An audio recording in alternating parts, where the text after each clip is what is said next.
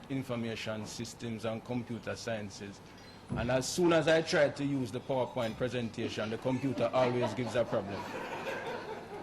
Now, I am going to start, the gentleman has asked me to stay here, but I want to start the presentation with a little icebreaker, because I always unfortunately get to present either right after lunch or in this case right after break. So some people are probably on the way down. So let me just use this icebreaker to start things off.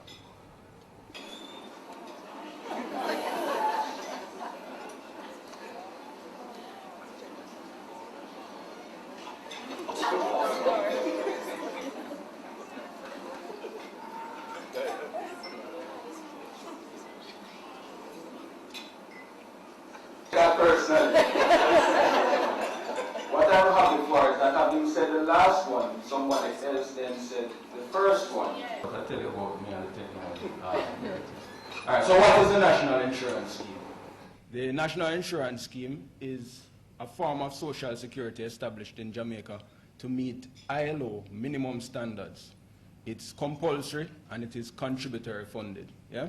So a small percentage of your income goes towards providing for you wherever you're unable to work or earn an income due to retirement, which is the most common benefit, injury on the job, invalidity, or through the death of the breadwinner. So it provides both for the individual who contributes as well as their family. All right?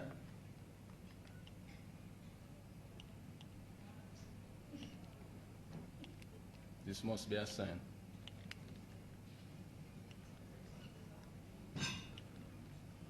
Yes, please. So, whenever you see me pressing like this and nothing happens, I've always wanted to be able to have a remote for a lady.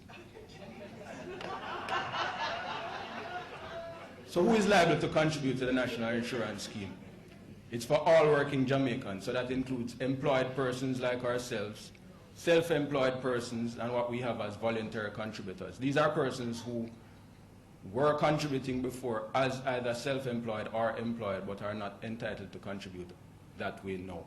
Most of our voluntary contributors are persons who have retired, and in this case mostly gentlemen who have retired but have not yet reached the retirement age under the NIS, or persons who used to work in Jamaica but now reside in the United States. And I say specifically the United States because with other CARICOM countries, the United Kingdom, Canada, and Quebec, we have reciprocal arrangements wherein if the person contributes in one of those countries as well as in Jamaica, but is unable to benefit from either of the two schemes, we will combine the contributions from both to ensure that the person can receive a benefit.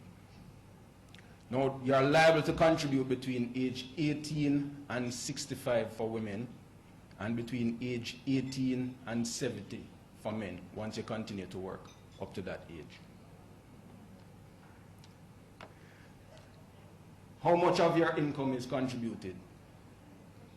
And the truth is, although a lot of people agreed that they see it coming out and don't know where it is going, in a lot of cases, people say it is so insignificant that they don't even realize that it's gone. Especially when they compare it to what comes out for income tax. Yes, especially in comparison, right? So what is contributed is 2.5% of income up to a maximum income of 500,000 per annum. Now, of that 2.5%, I need to point out that effective October 1st, 2003, when the National Health Fund came in, the National Insurance Scheme contributions were reconfigured. So 2% is what comes to the National Insurance Scheme from the employee, matched by 2% from the employer. The other 0.5% goes towards the funding of the National Health Fund, and that also is matched by the employer. So I always say to persons, if you suffer from one of the chronic illnesses covered by the National Health Fund, access the benefit because you're already paying for it. Now, qualification for benefits is, of course, for the most part, determined by contributions made to the scheme. Okay. See, it's good to have the remote, you know, from a pick it up there.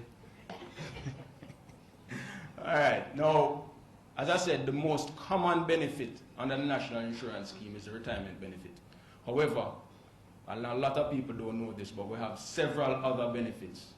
These include, and I'll be focusing on the retirement benefit, but just to mention, an invalidity benefit where if a person works and contributes to the scheme for a certain period of time, but either meets in an accident or suffers from an illness that makes them permanently incapable of work, then we will pay that person a benefit for the rest of their life from the time that they become incapacitated.